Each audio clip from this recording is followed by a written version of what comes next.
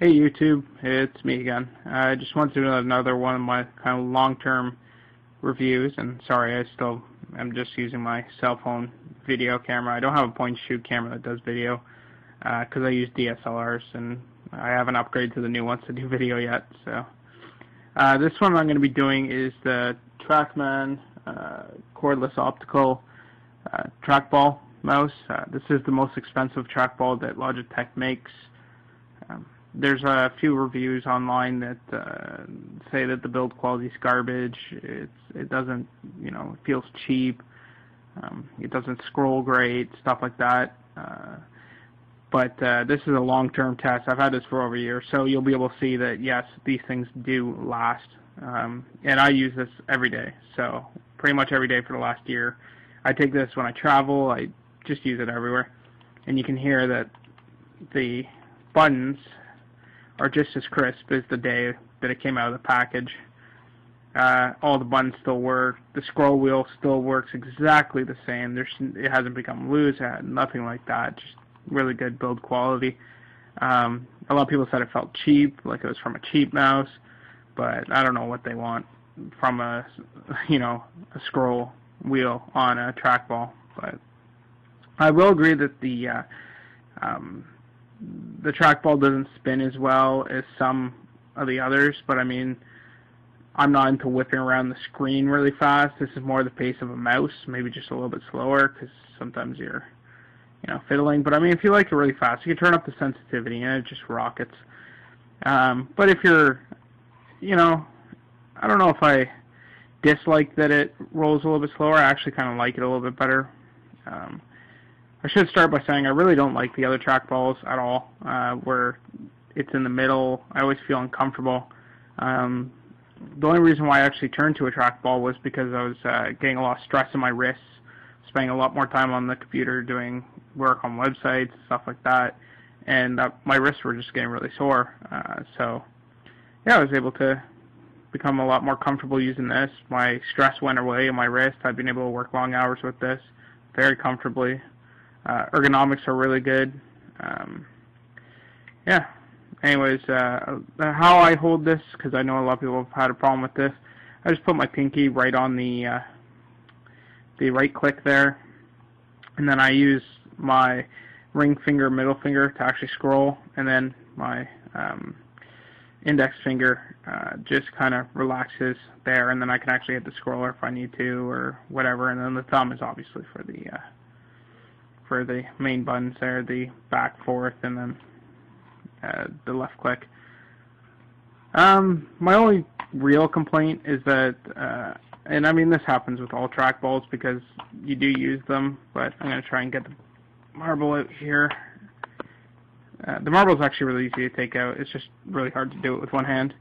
Down here, there's the grips here on the sides, and then you have your camera that's actually picking up the ball itself. A lot of dirt gets in here, a lot of like dead skin cells and stuff, and it really kind of blocks up the holders. And I think there might be even small sensors in those holders because they kind of have like this red plastic to them, but they get gummed up, and the ball just doesn't turn that well. It doesn't affect like the reading of the ball. It just kind of slows it down a bit, so you have to clean it out every so often. I have to clean it about once a week, which is a bit of an annoyance, but I mean, it could be worse.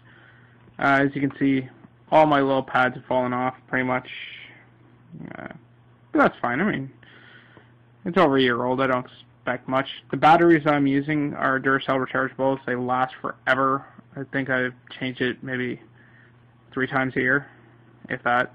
So I'm really kind of happy with the battery life. And the software it comes with allows me to track how the battery is doing. As for the sensor, the wireless receiver that plugs into the actual computer, it's a little bit big, but it allows for a little bit more distance. A lot of people like the really small receivers. I absolutely hate them because you can't get a good distance because there's no antenna in it whatsoever, and as soon as you're if you're on a desk and you put your mouse as far away as you usually put your mouse, and then it stops reading. It's kind of ridiculous. This one, you can put it and you can sit back like 5 feet and you're fine. So I actually kind of like this one, even though it is big. You might ask yourself, what's with the ridiculous paint job? No, I'm not trying to hide the Logitech logo. What happened, and this happened pretty early on, the cable pulls out of here really easily and frays and starts ripping up the cable. So what I did is I just took some electrical tape and I've wrapped it around. I jammed it back in so that it wouldn't come out, jammed it in, and then I've basically supported it in place. So I'm not actually covering up any frayed cables. I'm just holding it in place so that it can no longer pull. Do this if you get one of these types of receivers and you move it around a lot, because your cable will break. But if you do this, it won't. So I mean, you're going to get a lot more life out of it. I've had the cable frayed over, I guess, a year ago or half a year ago, and I've had it taped for a while now, and I mean, I get no more problems whatsoever. It doesn't move at all. It's really well supported.